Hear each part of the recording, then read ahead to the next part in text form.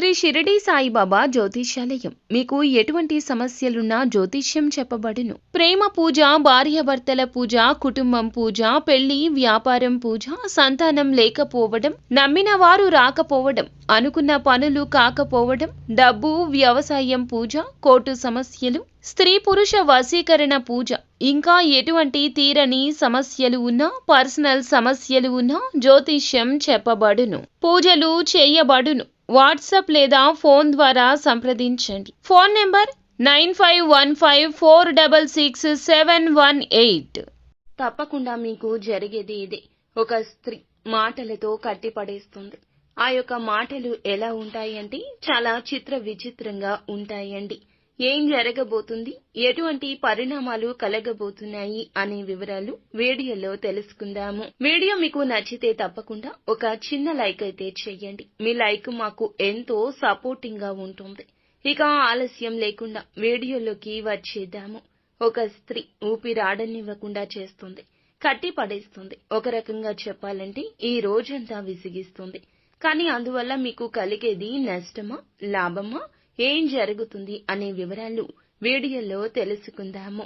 ఎక్కడ స్కిప్ చేయకుండా పూర్తిగా చూడండి. అప్పుడే మీకే అంతా బోధపడుతుంది. ఇక ఆలస్యం వద్దండి, వీడియోలోకి అయితే వచ్చేద్దాము.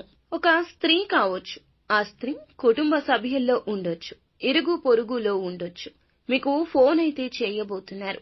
ఫోన్ చేసి మిమ్మల్ని డబ్బులు అడగబోతున్నారు. ఇలా ఫోన్ చేసి డబ్బు గురించి, సాయం గురించి పదే పదే విసిగిస్తారు. ఎన్ని చెప్పినా వినిపించుకోరు. మీ యొక్క పరిస్థితి అర్థం చేసుకోరు. వారి యొక్క కష్టాన్ని పదే పదే తెలియచేస్తారు. తెలియచేయడానికే ఉబలాట పడతారు. ఏం చెప్పినా అర్థం చేసుకోకుండా మిమ్మల్ని విసిగిస్తూనే ఉంటారు. ఒకానొక సమయంలో మీకు కోపం అధికమైపోతుంది. ఒక రకమైన చిరాకు వస్తుంది.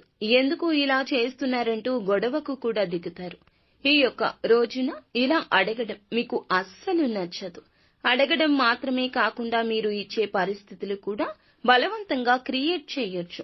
మానసికంగా ఏదైనా బ్లాక్ మెయిల్ చేయొచ్చు. బాధ పెట్టే మాటలు మాట్లాడొచ్చు. మీలో ఉన్న ఒక చీకటి కోణాన్ని బయటకు తెచ్చేంత వరకు కూడా వారు విడిచిపెట్టరు. ఇక ఆ స్త్రీ మీకు వారికి ఏదైనా గొడవ జరగడం, గొడవ గురించి చెప్పడం, మిమ్మల్ని మీ యొక్క కుటుంబాన్ని వెడగొట్టేలా, చెడగొట్టేలా మాటలు మాట్లాడడం కావచ్చు. మీరు వారికి సపోర్ట్ చేయాలి అనే ఉద్దేశ్యంతో ఒక సమస్యలో మీరు చిక్కుకుంటారు. జాగ్రత్త, ఎవరితో కూడా వారి మాట విని గొడవ పెట్టుకోవద్దు. ఎందుకంటే ఒకరికి సహాయం చేయడం మంచిదే కానీ వారికి చేసే సాయం వల్ల ప్రమాదాలు, సమస్యలు కొని తెచ్చుకోకూడదు కదా. అది మీకు కానీ కుటుంబానికి కానీ సమస్యలు సృష్టిస్తుంది. ఇక మీ యొక్క అననుకూల ఫలాలు అనుకూలంగా మార్చుకోవడం కోసం నిత్యము కూడా శివ భగవానుని ఆరాధించండి. అలాగే శని దేవుని స్తోత్రాన్ని పఠించుకోండి. అంతా మంచి జరుగుతుంది.